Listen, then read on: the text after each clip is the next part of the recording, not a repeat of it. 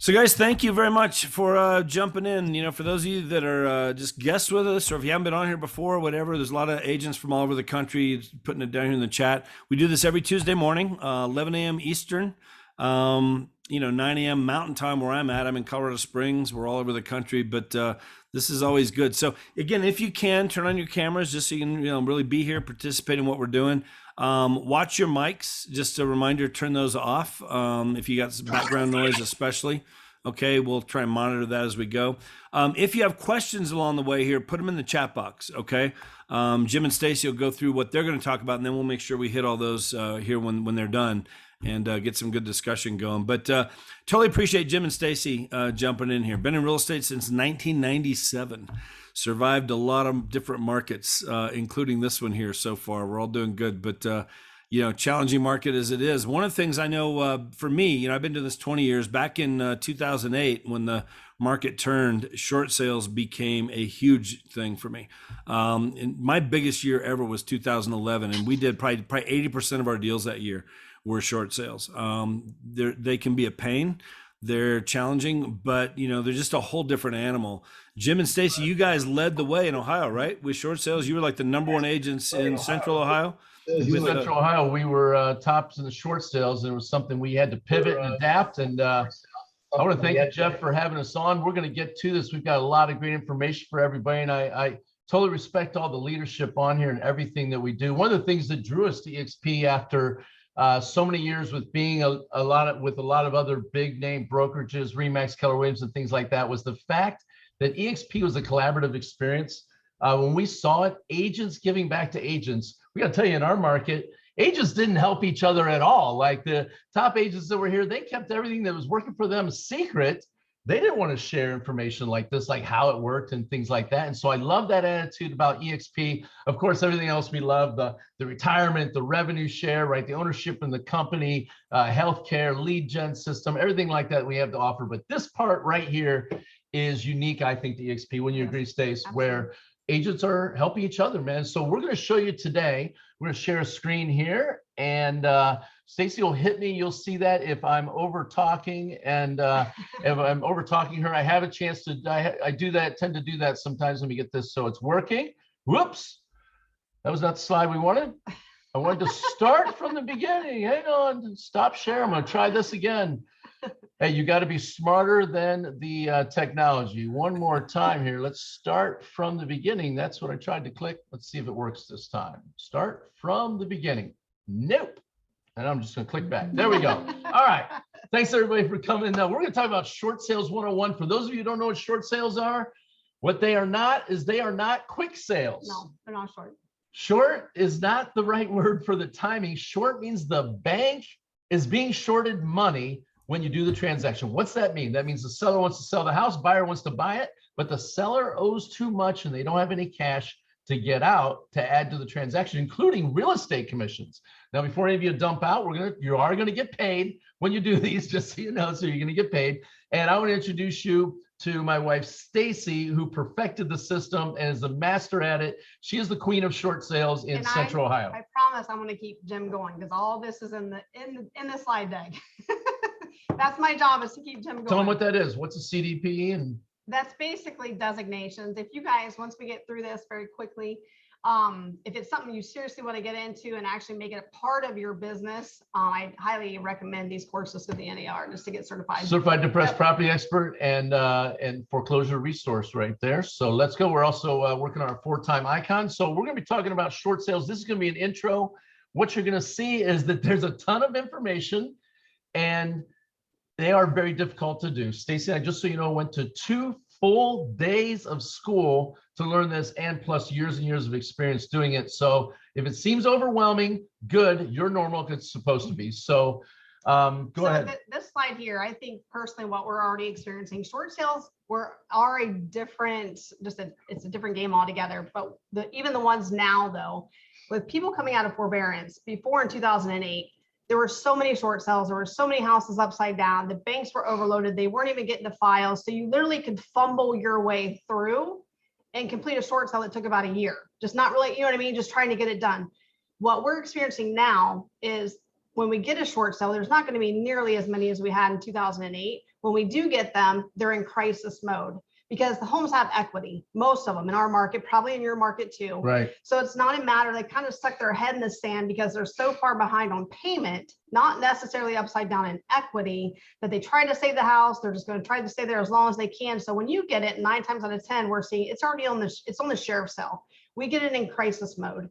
So this system is it's definitely important now, because where you used to have literally a year to complete it because the banks were so overloaded, they are pushing these things through, and we're seeing these houses go and hit the sheriff's sale quickly, like within a couple of months after the NOD. So it's very important to understand this if you're going to take on the responsibility of doing a short sale for a client. Bad things happen to good people, right? Divorces, they get sick, they lose their jobs, things like that, where they may need to do short sales right now. Because who here, raise your hand if you've had a buyer that you felt may have overpaid for their house just recently. Go ahead and raise your hand if you've had somebody that's probably paid too much.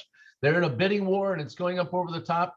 And as long as the market continues going up, things are going to be fine. But what happens? What do we know about real estate? What goes up will eventually what? Come down. It will come down eventually. And when that starts to come down, the people that bought at the top, if something horrible happens to them in their life, they're going to need short sales, and you're going to want to know about them, and you're going to want to have it already ready to go. So let's talk about it. So here's the thing, the challenges that short sales present to most realtors. One of the things is limited experience. Look, you're going to need to get trained to be able to do this. You can do a horrible job for your seller and actually damage them financially to the tune of tens, maybe even hundreds of thousands of dollars if you don't know how to do it right. You also need to have a uniform process and an application to do it. And that's really helped out now with the HAFA guidelines that came out. And also a lot of times dealing with multiple lenders. Maybe there's a first on it. Maybe there's a second on it. Maybe they took out a loan for windows and roofs and things like that. And what's important here to note is that it's important for you to have a system and you to have a process, because the banks no longer have the departments they had in place and the staff that they had in place to do short sales back during the recession. I don't think we're going to see a way where they're going to make that a thing. So if you don't know what you're doing and they don't know what they're doing, it's going to foreclose. It's a recipe for disaster for your seller. Yeah. Okay.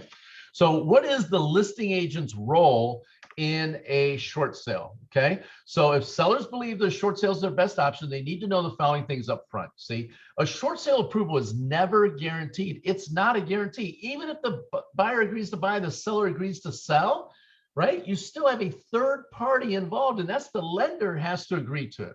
Just know that a short sale requires sellers to complete and submit a lot of paperwork. There are going to be so many hoops for them to jump through. And also, investors require sellers to have a valid hardship in order to approve a short sale. What does that mean to them, Stacey? Well, we have a slide coming up on that, which we'll cover. But yeah, definitely. And there are even more, because of the homes having equity, it has to be a true hardship. We'll cover those in one of the slides coming up. And just so we reiterate it again, short sales will take longer to close than a traditional sale. What's your record for longest short sale ever? Over 2 years and 21 liens. 2.5 years and 21 liens, and we got it done. But we made what, 15, 16 grand on it. It was worth it. About $1 an hour by the time we were done. $1 an hour. All right, let's go to the next one. Oops, hang on. The little click thing didn't pop up. There it is. Okay, I'm old. Sorry, can't see. One more time. Click forward for us. Okay. Oh, you went past Did I go past it? Yeah. Sorry. There we go. There is, go ahead, you do it. One of the things too is that short sale and a foreclosure are two totally different things, and the banks will simultaneously run the foreclosure along with your short sale. So you have to let it's your job on all of these. It's important for you to know this, but this is part of educating your seller. They need to be aware of this, because a lot of banks right now, especially with that equity setting there, will not postpone a sheriff's sale date if your short sale is not complete and closed and funded by the time the sheriff's sale comes Right. up. Also, if there are junior liens and they do not agree to the short sale, right? People that are on there in third, fourth, fifth, and sixth position, the short sale will fail even if the first lien holder approves it. So you're going to have to know how to negotiate with credit card companies. We had somebody that got iVision done that they attached a lien to the house. A point here, the seller cannot pay off that lien. So if they owe a first, let's just say 200,000, and there's a junior lien for 10,000, and it gets, the junior lien won't take less, but the seller's willing to pay that 10,000, they're not allowed. the first is going to want any cash contribution Right. in the process. If the sellers have assets, the servicer may ask for a cash contribution, right? If they're sitting there with a boat or something like that, we've seen them say, hey, we want that cash, or if they have a bunch of stock and things like that. And number 8 there, depending on the seller's loan, the sellers may be responsible for the deficiency. Now, this part, the deficiency, is where listing agents can really screw over their clients if you don't know what you're doing. You have to know how to negotiate away that deficiency, or they can get stuck holding the bag, right? So here it is, number 9. Go ahead. If the debt's forgiven, there may be a tax ramification. In 2008, they came out with something called the Mortgage Debt Forgiveness Act. And the reason that's important now, it's no longer in effect, and that's the point to be made. Some of the sellers we're now talking to, they're doing a short sale, also did one in 2008. And in 2008, they're when the lien holder forgives them of the debt, they take it as a write-off, a tax write-off. So your seller is going to get basically a income statement for the taxes. In 2008, they were allowed to basically say, oh, the bank was allowed to write it off, and then you were allowed to say, okay, I don't have to pay any taxes on this gift of this debt forgiveness. That's no longer in place. So you have to make sure your sellers are aware of that now, that because we fight for the debt forgiveness, that's your goal as a listing agent, is to make sure they walk away owing no money, but they are going to get that income, that gifted, and they're going to owe taxes on it as of now. They have a 1099 that they're going to give them. Now, if they have it, we're agents, so we don't give tax advice and we don't give legal advice. So you're going to want to have a good accountant that you work with and a good attorney that you work with that can talk to them and take them through the tax ramifications. If they get $100,000 in debt forgiven, what's that going to do to them? And a good accountant knows how to offset that with their losses and things that they have. The short sale also will impact their credit score. In most cases, if a short sale has, I'm sorry, a foreclosure, if a foreclosure has started, even if you complete a short sale, it's, to most lenders, it's in their eyes, and then even in the points, it's the same as a full foreclosure. There's a couple of lenders that we'll talk about that make an exception, but they need to know that. And also, if the short sale closes, the sellers must understand that they will need to wait before they can qualify to buy again. We've seen them short sometimes, right? You can get them done in under a year, but typically they're going to be looking at a year, 2 or 3 years, especially if they're going to be doing a conventional before they can buy again. We'll breeze past this one. Basically, Okay. the difference between those two loans is one where they're going to either owe the deficiency or be forgiven of the deficiency. Yeah. Is there a recourse from the bank or non-recourse? There you go. Mhm. So credit implications, a seller who is pursuing a short sale may want to know how a short sale will affect their credit score. The answer is that it's impossible to specify the exact number of points by which a short sale will lower the credit score. Credit scores are complex and take into consideration a number of factors. But you just need to let them know it is going to affect your score, which it's going to go down. Typically, by the time you get a short sale, though, they're already in trouble. They're already maxed out their credit cards. They're already missing payments here and there. So usually it's not a big deal. They're just trying to avoid a foreclosure and a bankruptcy. Okay, so let's talk about short sale versus foreclosure. Yeah, Go ahead. here's a couple of examples. As you can see, we don't need to go over it because it's on the screen, like when they can purchase again versus if they had done a full foreclosure. The interesting one to point out on here is the VA. As long as it wasn't a VA loan that they did the short sale on, there's literally, they could do a short sale, close on it, and apply for a VA loan the next day. Obviously, it's an underwriter's call. They review the hardship also, but I think that's pretty interesting. Yep. Oh. Beautiful. So the Mortgage Debt Yeah, Forgiveness Act, we talked about that in 2007. Look, they could reactivate it if the world went to crap and we went back to another 2008, which, by the way, we are not forecasting that at all to happen. It's a completely different scenario, even with inflation, things that we're having. We're not going to see that, right? There was too much inventory in 2008. Right now, I don't think there's any markets where there's too much inventory. These short sales would be for people who had something horrific happen. They got cancer, they couldn't work for 2 years, they fell behind their payments. You got it. There we go. Here's the hardship on the next slide. Go ahead, Steve. So this is key. In 2008, literally, when that whole thing was going on, you could literally say, I lost my job for 2 weeks and it was stamped as a valid hardship. It was kind of crazy back then because the whole system was flooded with them and they kind of pushed them through. That is not the case now. They're a valid financial hardship is a job loss that extended for a long period of time, divorce, medical reasons. But when you state it, you have to prove it and you have to prove the hardship. Not valid financial hardships are I decided to run on, I don't want the house anymore. That's not a valid, Yeah. that's not a valid hardship. Tell about the one you just did down in Washington Courthouse. Tell the story on that one. The young kid, don't use his name. Yeah, that was actually, it was a young investor. He just got in over his head. And then he flipped it and put renters in there. They didn't pay for 2 years through COVID. So, but yeah, so basically that was. It was a referral from a friend of ours. We took it. It was a $75,000 deal, right? How many of you here would be signing up to do a $75,000 deal? Well, we don't look at things that way, right? We decided to take it, and you ended up doing what? We did a dual agency. It's the only time I practice dual agency is on a short sale. I don't mind beating up banks on the other side. But it was an investor that was buying it, and the investor actually gave me an inducement to we had to ask for some extensions and stuff like that. So on a $75,000 deal, we ended up making like an $8,000 commission. $8,000 commission to a $75,000 deal. That worked out all right, I think, in our behavior. There you go. Strategic default. This is very, very important. I don't think this is going to be happening this go around, but we did have some agents that got messed up with this in 08. Majority of, in order to be approved for a short sale, you have to be in a derogatory standard. Basically, you have to be behind on your payments. So in 08, there was some stuff going on where people, agents were advising sellers to go 30 days late in order to be approved for the short sale. Don't do that. You will get clients that come to you that are in that have a valid financial hardship, and they check all the boxes except the fact that they've robbed Peter to pay Paul, they've borrowed money from parents, and they're still current on their mortgage. Unfortunately, they do not qualify for a short sale, and you can't tell them to miss a payment, not unless you look good in orange. Do not advise your clients to miss payments. You can go to jail for that. Yeah. So be very careful for that. Definitely don't get recorded if you do say it, right? If you say that. So taking the short sale listing, prior to taking the listing, you should determine if there's enough time to get the short sale done. What does that mean?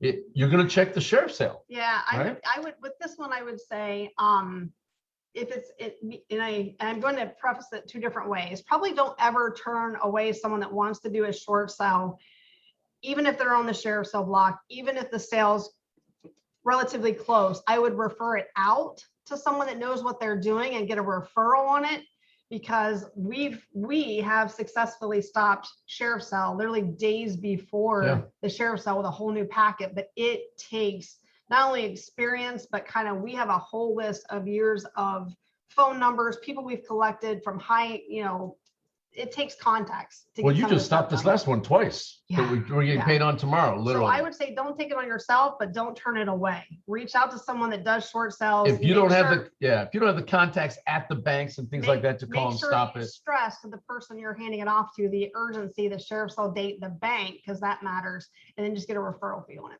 Right, refer it out. All right, so there's gonna be lots of forms that you're gonna need. So tons of extra forms. I know we all love paperwork, right? With real estate. Well, guess what? Short sales have, I would say, probably close to 5 to 10 times as much paperwork. You will kill a gazillion trees. And so you're gonna need authorization release information. You're gonna need something to determine the seller's hardship as a financial hardship letter that's gonna tug on the heartstrings and determine what type of short sale that we're gonna be doing. And go ahead. We can breeze through these next couple of Okay, slides. good. There's the authorization letter. That's what it looks like without our picture. The point to this is, if you're going to take on short sales, come up with a packet, be systematic. We have this, we send it out. Every bank, a lot of banks will have their own format, but as long as yours hits all the, checks all the boxes, they'll take yours also. So we have this as a saved template. If everybody gets down, something we can hand out if they want to take a look at it. Authorization letter, a hardship letter. You need to determine their payoff amount and estimate their equity. So one of the things you have to have is a great title partner, because you're going to be doing all kinds of estimated HUDs. Here's what I would say about this slide. If you go into a listing presentation or a listing interview and you think it's a normal listing interview and the sales price is 200,000 and they owe 190, so they think they can sell because they've got equity. That's where this is why this is important. You will encounter some sellers that don't realize they can't sell without bringing a check to the table. Right. So that's where it's all. Yeah, by the time you pay all the seller paid closing costs, right? If you owe 190 and you're selling at 200, you're upside down on that house. You're not going to be able to get out, right? Yeah. You're going to owe money at the closing table. And again, these are things that, for those of you who've gotten into real estate in the last 10 years, You might be saying, what the hell are they talking about? Everybody has equity. Now, eventually when the market turns, it's going to be the other way around, right? People are going to have what we call negative equity and stuff. Here's a buyer's signature authorization. We love putting our pictures on there just so you know who we are. That's non-bearded. That's what Stacey, she did not have her beard on there. So the seller's willingness, look, this is important. Your seller has to be willing to submit all the information, all the documents. They're going to ask for all kinds of stuff. They're going to ask for bank statements. You're probably on their slide for that coming, don't you? Well, bank statements, tax returns. They're going to ask for all their financial statements because the bank's going to want to make sure and verify that they have a hardship. This slide is pointing out that when a seller is in a short sale situation, it's as if they're purchasing the loan. They have to provide the exact same information, 2 years tax returns, pay stubs, W-2s. But the problem is they have to provide that over and over again. Just because it's a priority for you guys and a priority for them, when you set in the bank's file, if that becomes older than 30 days, they have to supply it again. So they have to be willing to literally, in fact, what you and I have my sellers do, I just have them send me updates every month, their bank statement, their pay stubs, and I keep it in their file. And this is important to point out. It's every seller on the loan, because I get situations where the hardship is divorce. Oh, yeah. And at that point, one wants to do a short sale, one doesn't. You have to have both on board. Both have to be willing to work with you on the time frame. The reason I have the second thing there is because in loss mitigation, the turnover rate is extremely high. And this is where that's on the bank side, the loss mitigation on the bank side. When you have a file, I touch my short sale files twice a week, whether I have an update or not, I'm calling them, because if your loss mitigator has been fired, you will sit in limbo and you will foreclose, and no one says, oh, wow, let me take over Jane's because Jane got let go. Here it gets reassigned. That doesn't work that way. Or Jane just one day said F it and quits, right? Because there's headaches of working on. Most time when your loss mitigator gets let go, changes, leaves, you're starting over again. So that's why you better know quick versus sitting there waiting for, why didn't I get a phone call? It's been a month and a half. Yeah, they're not calling you. You're chasing them. They're not chasing you. Right, basically is the way that works. So the short sale packet, here's everything you're going to have. There's a whole list of them. You can see all that stuff on there that we've got. And then with the offer, everything that needs to go over here. So like we said, tons and tons of paperwork. What are you going to add to that? Probably what I would say at this one, because of the new wave of short sales, you better have an offer. They're not hard to find. If you need just to get, because banks tend to have a short sale pack, one without offers, one with offers. The ones that have the offer are the ones that get work. So have some investors in your side pocket that'll at least give you an offer that makes sense to start the process, because you're not going to have a lot of time. Like we discussed, you no longer have a year to complete the short sales. They're not it's a faster resolution. You have to hammer it through. This document right here has a list of everything. It's just some of the documentation that we use. So the steps of the short sale listing right there. First thing you're going to do as the listing agent is you're going to complete your listing paperwork like you would for your state, right? For your MLS. But then you're going to want all the short sale addendums and language that's going to go on the MLS. It's very important for you to identify to other agents that it is a short sale, because they're going to see this awesome price. They're going to bring a buyer and expect to close in 30 days. Doesn't happen like that. It could be, 60, 80, 90. How long did this last deal just take you? 7 months. 7 months. And stop the with an offer. Stop the sale twice. Stop the sale twice. Then you're going to connect with the lender as soon as possible to get the documents to them, whether it's Fannie Mae, Freddie Mac, right, FHA that you have on there. And then the property, you're going to want to stimulate an offer, which isn't hard right now in this market. But when we start to creep up in inventory, you're going to want to price it so that you get an offer right away. And then if you need an offer to start the short sale process as soon as possible. Okay. So the disclosures, the sellers must fill out the residential property disclosure form. Okay. Your commission must be very well spelled out in your MLS to protect EXP as a broker.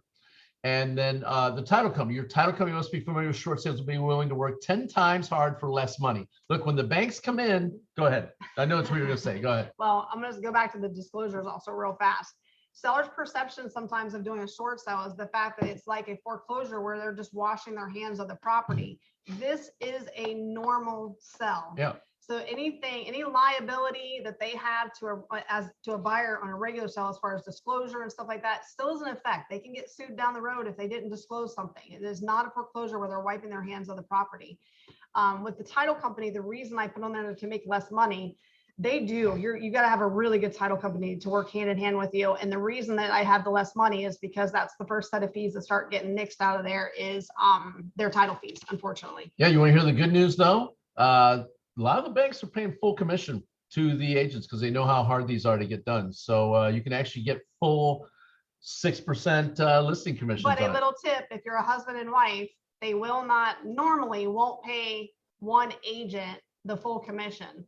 So make sure one goes under your husband if you're doing split it out, sale. right? Or somebody else on your team, right? So you're doing that. You got to educate the buyer's agents. Look, buyer's agents, especially ones that have gotten into business in the last 10 years, they have no idea what a short sale is. Not all buyers are good candidates for a short sale. Like if they don't have the patience to wait for the house, could be as much as 7 months like this last one. Like they need something now, they have a deadline.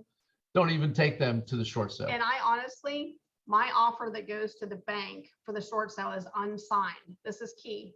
It's unsigned because let's just say the buyer has offered 200,000. I do the short sale, go through the 7-month process and find out the bank wants 210 and this buyer won't pay that. Right. And I'm in contract with them and you switch out.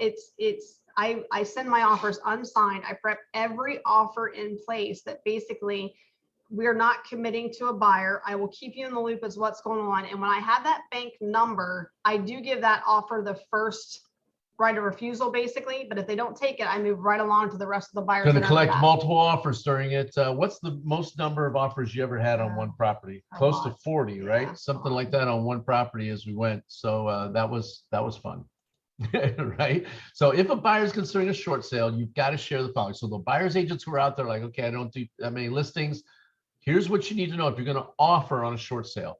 The buyers must understand the process, realize they are not in control. The bank is in control. All buyers must be pre-approved. The stronger your pre-approval letter, the better chance you're going to have of being the one that's chosen. The seller and the lender still get to choose which buyer. Properties are sold as is, even though there'll be a residential property disclosure form. The lenders and servicers will not approve an offer to purchase that contains a home to sell contingency, right? So get rid of those home to sell contingencies. They're just not going to do it. Banks do not cover closing costs or cashback or escrows. They're just not going to be interested in that. In fact, home warranties and stuff like that, they throw those out too. The buyers must realize there are additional disclosures and release of liabilities for both the sellers and the lender servicers. There's going to be extra paperwork for the buyers to sign on this. Lowball offers will not be addressed. On average, the length of time to close is 3 to 5 times longer than a traditional sale. All offers are subject to third-party acceptance. Who's the third party we're talking about? We mentioned them already. It's the lender, the lien holder, right? As well as any junior liens that are on there, right? You could have a bunch of them.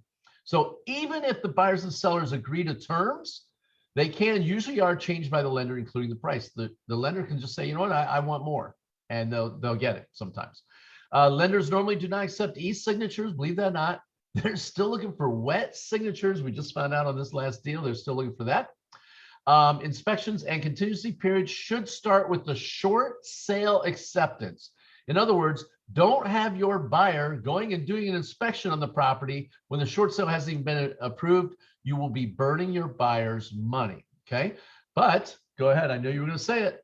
Here's what they need to be prepared for, though. However, if that 7-month short sale process, 6.5 months was just getting the approval, getting the final number. The problem is the bank doesn't care how long we sit and wait. However, sometimes we're given a very short time frame that, yep, now here's the number and you must close by X amount to meet the short sale. So where they've had to wait for 6.5 months, they might have literally like 2 weeks to complete everything, get everything done. It's yeah. Once the bank rushed. makes up their mind, now they're going to slam you through it. They've had you waiting for 6-7 months, even a year sometimes, right? Majority of lenders are now approving short sales and then putting them into a system called the equator system.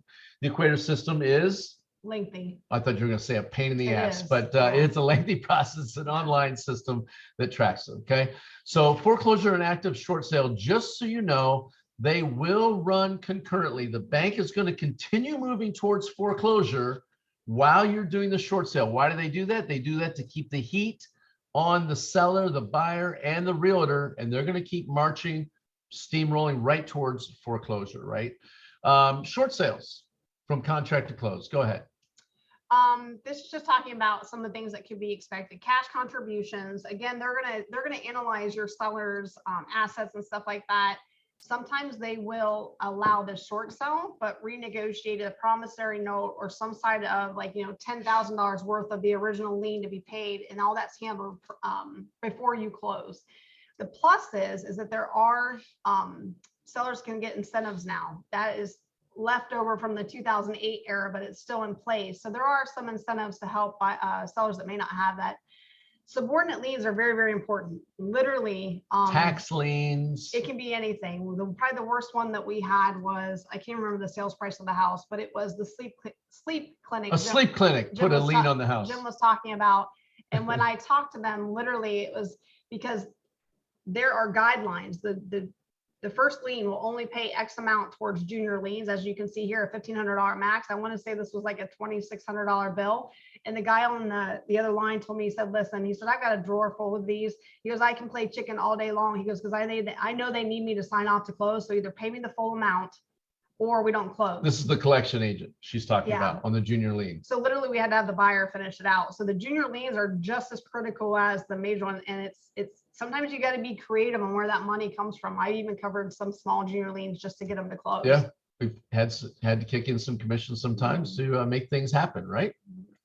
All right, so all payouts or cash contributions must be shown on the HUD-1. We all know this, right? Everything's got to be shown on there. Nothing done outside the loan. A lot of realtors got in trouble trying to do stuff outside. I will say here, though, with your junior liens, there can be arrangements made to pay a certain amount off prior to closing that doesn't have to be on the HUD. So if the buyer would have went to, and we made arrangements through the buyer's agent, that buyer could have paid off that sleep clinic prior to close and got a zero balance, and that's okay. Like that doesn't affect the sale of the property. So I do want to make that. Sometimes you need to be creative with junior liens outside of closing and before closing. Got it. So short sale approval letters. Here's what's going to happen. This is the goal. This is what you're waiting for. The approval letter to come from the bank saying your short sale has been approved to move forward. In that letter, you, the listing agent, need to know how to read that and understand, are they coming after my client for the deficiency balance, or are they going to be forgiving them? You need to know that and understand that. And this is where having a good attorney and a good accountant on speed dial with this. Go ahead. And the very last one I have down here, that everything agreed to previously must be spelled out in this letter. Don't take anything verbally. It is absolutely critical, even if it's in an email. It's absolutely critical. In our short sale files, by the time we're done, they're about this thick. I don't know if you can see my hands, but 3 to 4 inches. I save every email. I save every documentation, because when you switch file handlers, which happens a lot, one will have promised something and the next one says no to it. So you have to have that documentation when you go back. And whenever I get a short sale where we have done everything that we have, the seller's done what they've done, we have a true hardship, we've dotted our I's, we've crossed our T's, and we can't get where we need to go, I have a templated where I just plug in this, the bank, I have the shareholders on file, I have the CEO on file, I figure out their email format, because just so you know, every bank follows the exact same email format for their executives as they do the people at the teller. So I will detail a list and it gets sent to ABC, CBS, HUD and Washington, and basically say, we've done everything that we've done. Here's what we've done. Here's what the bank's done. And literally we can get short sales through like in days once I send that letter, but you cannot send that letter with having everything detailed to show your steps, show where the bank has screwed things up, who you talk to, what date. So a lot of times they'll tell you in an email, we're going to forgive them of the debt. And then when that letter comes in the shorts or the approval letter, it's not in there. If you guys close without it, it doesn't matter what they said. Once the closing is done, it's done. Yep. You got to have it on that letter. And also sometimes banks sell these debts later, and then a collection agency tries to come after your people, and you got to have that on the short sale approval letter. Said, nope, bank said it was forgiven, and they can tell the collection agencies to buzz off. So why do short sales fail? There's a million and one reasons. Every time we do a short sale, we find another one that could make it fail. But typically, here's what's going on. The banks are overworked, or they don't know what they're doing, or they've got new people on it, right? They're trying to pay the minimum amount of money for something that's very important. And here's what happens. They just take too long to respond. You don't have enough manpower to process the transaction, nor do they have the desire to do so. There's no guarantee the servicer will approve a short sale, and listing agents have the responsibility. to create a contract that has a reasonable chance of closing and to monitor the transaction throughout the approval process. I have in big red bolding listings agents negligence, because yes, the banks are, we already know the banks are screwed up. They're going to screw it up. It is up to you twice a week to touch that file, push it through, and make sure the banks don't, this stuff doesn't happen. And when she says push, she means ram it through if you have to, right? It is up to you to be on the ball, constantly calling the banks. And now you know why not old timers, seasoned agents like us, right? We don't say old timers, Jeff, where we say seasoned agents, but we shudder when we hear that short sales are coming back, but we know they're a necessary evil when they come through. So we want to thank everybody for jumping on. If you have questions, we're gonna go to the chat box here in a second, but Stacey, I want to let you know this. One of the great parts about EXP is we have 77,000 agents, right? And growing, right? We're in 1,000 agents a week or stuff like that. If this sounds overwhelming to you and you're just like, oh my gosh, I've got one of these, but oh my gosh, I don't know if I want to go to school to learn all this. I don't know if I want to get all the forms and put it all together. Stacey and I do these across the country. Yep. And we can actually do the back end of the short sale nationwide. And we would use you to partner to put it in the MLS. So you'd be the listing agent. We'd be your partner on it for the negotiation side with the bank. And you'd get all the buyer leads and everything that comes off the sign and things like that. But because we'd be doing all the work at the back end, we'd pay you a 20% referral fee on that. So you would get 20% referral fee for taking pictures, putting the sign in the box. We'd do all the negotiating on the back end, and you get to keep all your buyers and things like that. You can reach out to us in Workplace, or you can take a picture of the screen right there if you get short sales, and they're going to start coming up. And so that is, there we go. 11:37. You did 37 minutes. Good job. We whittled that down. Who else has some questions? Let's see. Anybody got any questions on there? Let's see. Hey Jim, y'all are amazing. First of all, thank you for that. Y'all are so good, you and Stacey. So one thing that maybe you could talk to just as an education standpoint. So one time I had a short sale, we were in the middle of negotiating it, is to educate the client really not to talk to the bank ideally, because if they messed the whole deal up, we had it where they were going to be forgiven, their loan, they told too much, and then they ended up being on the hook for that, for that difference of what we were short selling it for. So maybe just talk a second about that. Kathy's totally right on that. The authorization letter that you're going to have them sign authorizes you to speak to the bank on their behalf. It also authorizes you to have all their financial documents. And every time you call in, every single time you call the bank, what are they going to do? I'm sorry, let's hear your authorization. They're going to ask who you're calling in from. They're going to ask for the address. They're going to ask for the last four of the social of the person you're calling in for. They're going to look for on file that authorization, and they're going to take you through a step every time verifying that you're authorized to be in there. But you're very true, Kathy, because what happens is unlike when you have a question about your mortgage and you call in and you get the customer service, a random person every time, your client is assigned a file handler that keeps notes just like we do.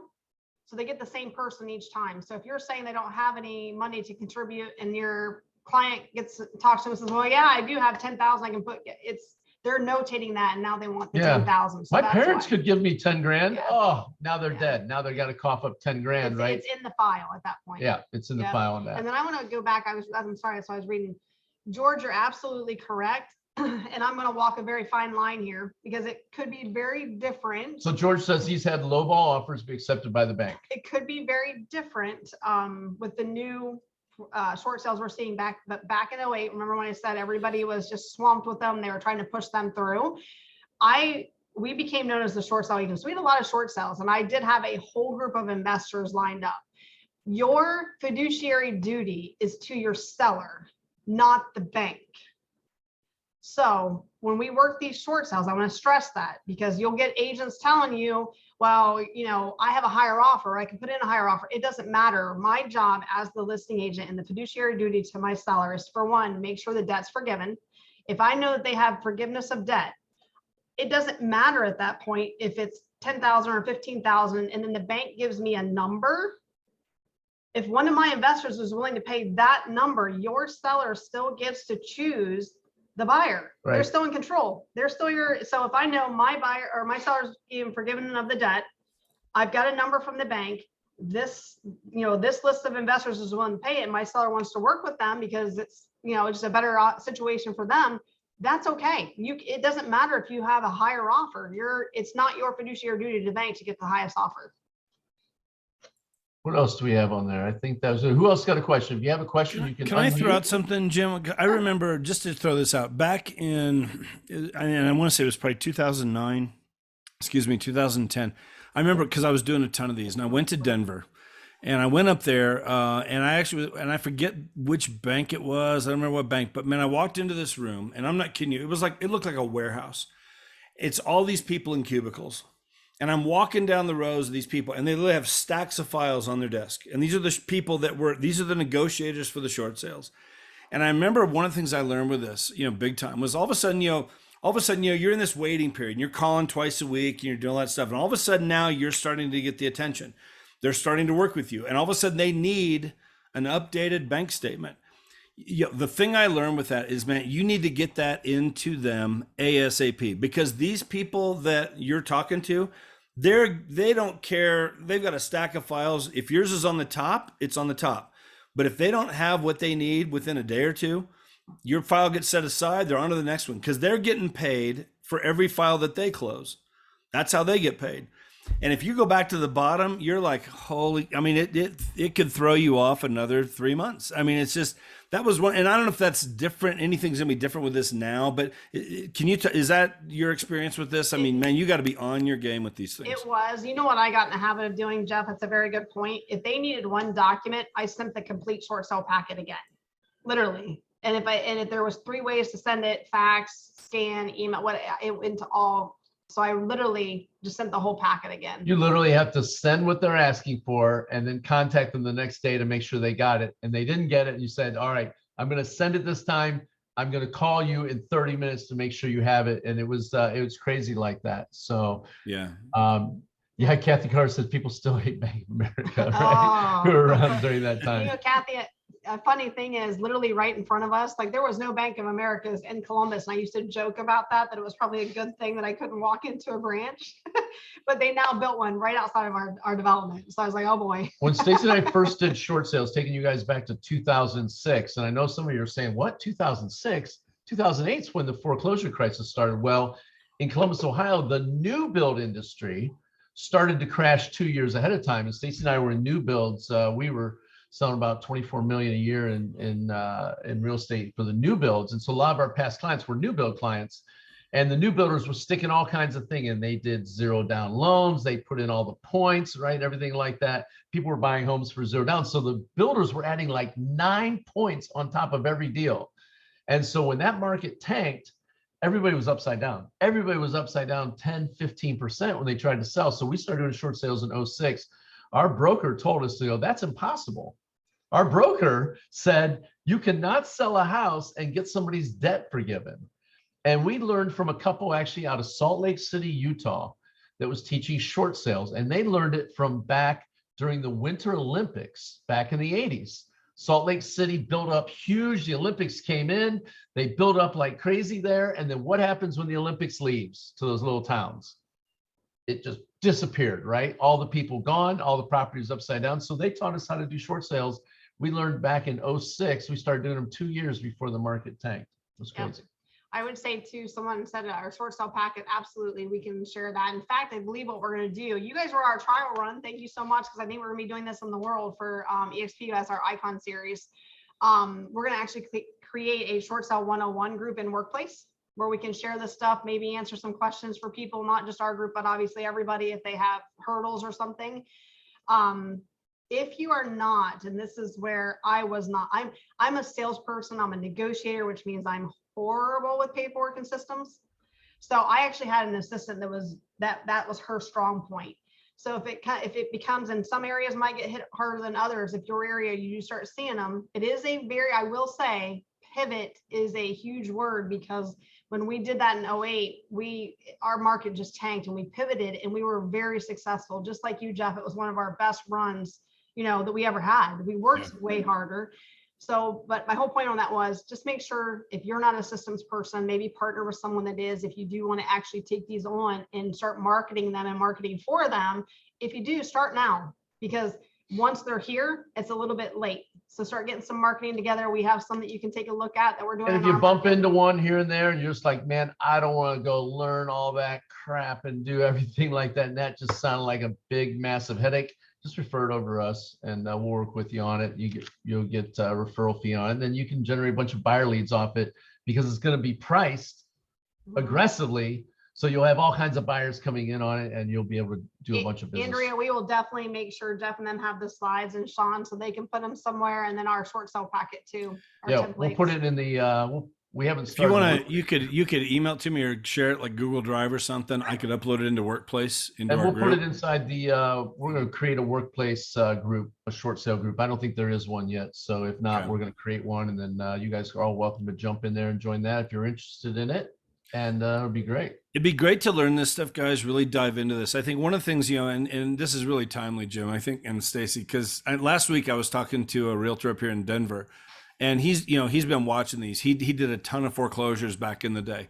And one of the things that he's been seeing, like 2 months ago, there were about 10 sales a week foreclosure wise in Denver. About a month ago, went up to 20 sales a week. Last week, there were 50 sales. It's starting to move up here a little bit. And I think, again, as gas continues to go up and groceries continue to go up, and just there's a lot of uncertainty out there. There are a lot of things. I think we're going to be starting to see more and more of these. And I just remember 08, here in Colorado Springs, we had 4,000 agents. Within 6 months, we were at 2,800, people leaving the business, and didn't know how to do it. And so again, the good agents, you adjust with the markets, you learn how to do these different things. And even though they can be a pain, but man, when you got a bunch of them in the pipeline, it might not close for 6 months, but when you got 30 of these that you're working on all at once, and you can handle it because it does take time. You're having 4 or 5 closings a month, and it worked out fine for us. Banks do not want to foreclose. They would much rather do a short sale than a foreclose. It's a big hassle for them. They don't want the house property back secured. Then they got to go hire a realtor anyways to sell it as an REO and pay the commission anyhow. They'd rather short sell it and never have to take possession of the property. And so that point, there should never be a foreclosure. If you want to go out and look for these, look for pre-foreclosures in your market and approach them to do a short sale. You can, we call it looking for business under rocks. Hang on one second. We probably should have started with this thought process too. Remember, it's not just about us. There are options when you sit down with a family, right, that is upside down, that is faced with this stress. The very first question to ask them is, do you want to save your house? Have you tried to do a loan modification? Because there is a program also. And in fact, a lot of your short sales now will make your seller apply for this program first, get denied before they'll allow them to do a short sale. But there are options too. That's why I want to stress. We should have started that in the very beginning. Make sure you're not forcing someone into a sale when there are options for them that they may not have explored. The HAMP program, which is the basically the loan modification program. So be a well of knowledge with good intention. A trusted advisor. And also just know there are people out there giving bad advice, and a lot of them are attorneys. Attorneys will tell people, especially if they're going through a divorce and they're going to be upside down in the house, they'll tell them, it makes my hair want to fall out saying it, go ahead and just foreclose and then we'll just file a bankruptcy. Yeah. That is legal advice that attorneys would give them. And if you didn't foreclose and you were to get the debt forgiven in a short sale, you wouldn't even have to file a bankruptcy. So now we're saving people from a bankruptcy and a foreclosure on their credit report. Yeah. So just be helpful. And most people that apply for the loan modifications, they're extremely hard to get. So eventually it'll probably end up back in your lap as a short sale, but at least you gave them, we did our due diligence for doing. You saved someone's financial life from a foreclosure and a bankruptcy, and you sit with them there at that kitchen table and you tell them, look, it's all going to be okay. We're going to sell it. You're not going to have to make the payments while you're in here. You're going to be all right. And we're going to get the debt forgiven. You can just see the relief that comes off their chest and off their shoulders. And, when financial things are bad, everything's bad in the house, right? The spouses are tense with each other, right? The kids feel it, right? There's a lot of stress. And we can literally save people's lives, save their marriages, save their families. And we get paid to do it. And I think it's something that's really incredible that's been put So, in front of us. Brittany, I don't exactly understand the question. How do short sales work when it's an upside down refi? So you mean maybe if they pulled out cash? Where's Brittany at? Because that's a good question. If it's an original purchase loan, it is a much easier short sale.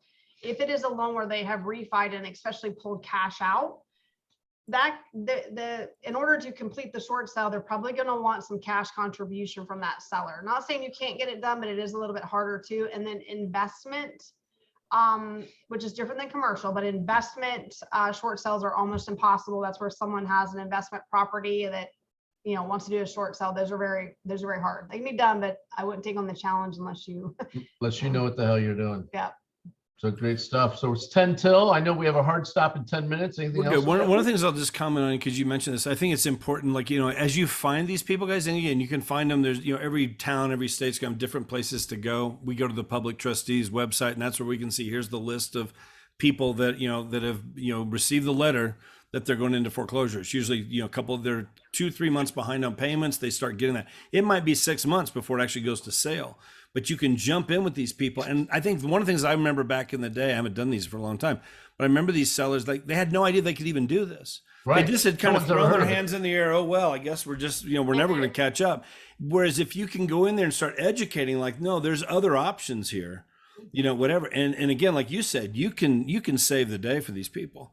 It was a very rewarding experience going through it all with all the short sales that we did. I mean, it really was, as far as what we do as realtors. It was powerful. Those people are loyal to you for life too. They'll refer you all kinds of business. One of the ads that we used to run and that we're starting to run now is not really, you can put this post up where it doesn't look like an ad, but basically, if you know anybody with, that's under stress right now with a house because of the deferments, please let them have them reach out to us. They do have options for loan modifications. They can sell without anything out of pocket. So that's the other thing too, Jeff, along with that line, they don't realize they can do it. And also, it doesn't cost them anything. The commission is paid out of the proceeds of the sale. It's nothing they have to bring to the table. You will see sellers smile like crazy when you tell them, say, guess what, how much this is going to cost you? Nothing. You're not going to have to pay us a dime. And boy, do they feel better for you. Yeah. You're going to handle everything. And you say, the bank is going to pay our fee. And we're going to negotiate that with the bank. And they're just, you can just see it. You can see the weight coming off them. Majority of our short sales came from us posting stuff like that out of our sphere. Because that NOD list is huge, but normally if you're mailing them, so are 100 other people. And so we just kept that message out there constantly that, listen, if you know anybody that's in a distress with a house right now because of the situation, have them reach out to us.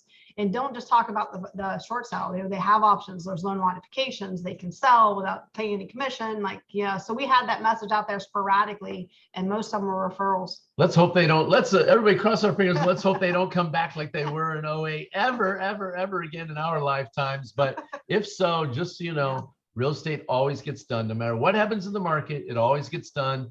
Guess what? For people who just got in the last 10 years, this is easy right now. So enjoy it. Get after it. It's really super easy because it gets hard sometimes. You made a great point that I want to emphasize earlier in your presentation about that communication with that other agent, because there's so many new agents in the last 10 years that have never done one of these.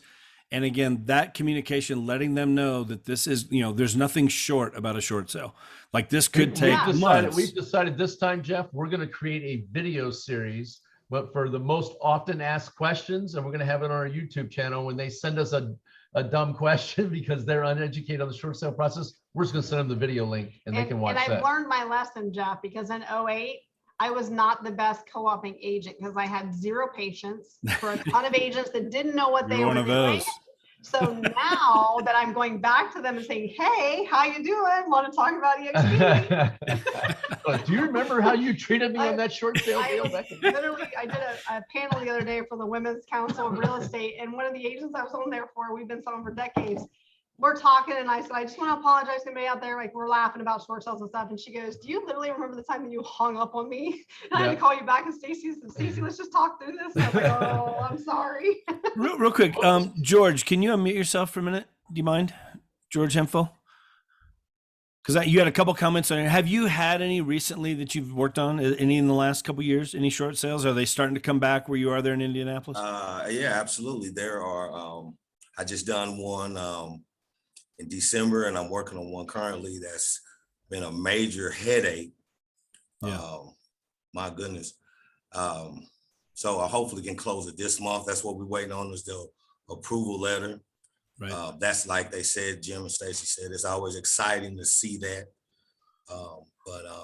Yeah, I mean, it's starting to, it's just where you're marketing who's really, you can find the people that are going through to get those notices of default. I used to be able to go down to the downtown and just check the county records. Right. But they've made everything digitalized now. But that here in Indiana, that notice of default is public information. Right. So Okay. you can, it's just a question of being able to get to the sellers who can, then you can explain to them, hey, what's going on, what's happening, what you might have to go through. And like Jim and Stacey said, yeah, it can take a long time. So patience is very virtuous. My goodness, the banks will get on your nerves. And like you said, the people that's working and doing the customer service, they don't care. You're just a file to them. So yeah, it's starting to pick back up to answer your question, Jeff. Yeah, for sure. We're starting to see it here. You know, I think it's going to be a nationwide thing. How long you been in the business, George? 15 years. 15 I started years. when the market crashed, so everything good was timing short there, sales George. at the time. Yeah, so I learned early. You're a survivor. You're a survivor, man. Knuckle Yeah, it it up. started, Man, my man. It was crazy. Man. Everybody was selling. Everybody was foreclosing. Everybody was selling. Everybody was foreclosing in 2000. So curious. So in your market, like Jeff and George, is it just not the crazy market like we're experiencing here in Nashville? Like I'm not, now I don't pay attention to the short sale or to the foreclosures really. You know, there's always hardships people have, but our market is so ridiculous here. Like I can't even imagine very many people being upside down at this point. So just curious, like, you know, but they're behind on their payments. There's job loss, there's divorce, Well, different since- things. All of a sudden, they're 3 or 4 months. Since 2020 and 2021, and the government was protecting everybody. Now it's starting to, since that's been released, Now it's starting to. people are starting to say, hey, I can't afford to catch up no more, or I'm gonna have to let it go. And yeah, it's starting to pick up. But the market is crazy because there's so many buyers right now. I think Kathy was saying that. It's so many buyers right now, and most of them are investors. They have cash. How do you tell your seller not to take a cash deal? Compared to a FHA loan, like that's almost a no-brainer for the seller. I know Jeff's got a hard stop in. We're good. We got a minute here. Yeah, one of the things I'll just share, and this happened back in the day when they were really big, and I remember, and again, this may or may not come up again, but I had a person, this lady, I mean, she loved dealing with these. I would give all of them to her. She charged me like $500 a file, basically. And so she dealt with the sellers, and she had like, I remember she had like 6 different cell phone accounts. Literally, you'd go into her house. She worked from home. She'd have 6 cell phones, and she'd have 6 of them on hold all at the same time. This one answers, she'd pick this one up. She'd be talking to this. All next thing you know, she's this. I mean, this is what she did all day long, and she loved it. I can't do it. I don't know how she did it, but it was worth paying her out of every closing, that $500. I would just get them and give them to her. We had a title company here in town that started doing the same kind of thing, had a short sales service that they would provide where they would take care of all that kind of stuff as well. That will probably come back. There will be those people that'll come back in the game here a little bit, whatever, if this does take off and start getting bigger and bigger. So something to watch for as well, but also like Jim and Stacey with what you guys are doing, to gladly refer things to you. And because you will get a lot of sign calls, buyer calls, because the price is going to be so good. Like they'll be lined up outside the door at these places. So there's lots of ways to work this. There is a group. I can do short sales from the island. There you go. Very cool. So any last thoughts, any last comments, questions before we wrap it up? Anybody? I've got a few, Jeff. Yeah, go ahead, Tim. Thank you. Thank you. Yeah. First, Jim, Stacey, thank you guys. You guys are dear friends. Appreciate you being here. You've poured into close to 50 agents at the peak. Definitely write that waiver of the short sale deficiency balance as a contingency in the contract. Right. That'll get that done. Know the mortgage balance before you go into the listing appointment. That's something you need to add to your checklist. If you haven't been asking that, start asking it again, because you need to know what you're walking into. title company, like Jeff said, I have a title company that specializes in this. They charge $1,500 instead of $500 because there's a whole lot more work. So they actually made more money, probably made less per hour, but they made more money. The title company may ask your seller to make up the difference if the bank is unwilling to pay the full $1,500 in this case. Maybe they only authorize $5,000. The seller is going to have to pay the $1,000 outside of closing. And when you walk into the listing appointment, remember, we're already psychologists. You're really a psychologist. Jeff made the comment. I used to say this as well. Man, I understand bad things happen to good people. Let's relax. You have options. Let's explore what those options are. The Cdpe certification was huge. I mean, it was cheap. I think I paid $200 for it. I don't remember if it's a full day or 2 days, but that's a great course if you really want to learn how to do these and do them well. And lastly, this was not talked about. One thing I did that was very, very successful getting them done, because the number one problem in getting short sales done is buyers get tired of waiting and they walk away. The way I kept that from happening, and my sellers most of the time moved on. They were already renting an apartment or moved in with in-laws or whatever, because they don't want the stigma of being in that bad house. But early possession agreements are key. And I know some of you don't like them, but I would allow the buyer to move into the house that's being short sold as an incentive to keep them at the table. Make them have insurance, make them take all the utilities, put them in their name, and so on and so forth. Seller doesn't care, they've moved on. And of course, I didn't tell the lender this, but those are just some other techniques. I did probably 50 of these in 07, 08, 09. But just want to share a few more of those points. And again, thanks guys, I appreciate you both. Very cool. So guys, we'll wrap it up. This recording will be up. Thanks for having us. It'll be up in Workplace here in the next hour and a half. Okay, so you can watch this again. You got Jim and Stacey's number there. It's in the chat box, but also you can find them on Workplace as well. But guys, thank you very much. Totally appreciate you sharing everything. And thanks everybody for jumping in. This is awesome. We'll be back again next Tuesday. It's open to everybody. Come join us, okay? We'll see you guys. Thank you. Have a Jim, good week. Stacey, you guys All right. rock. Thank you.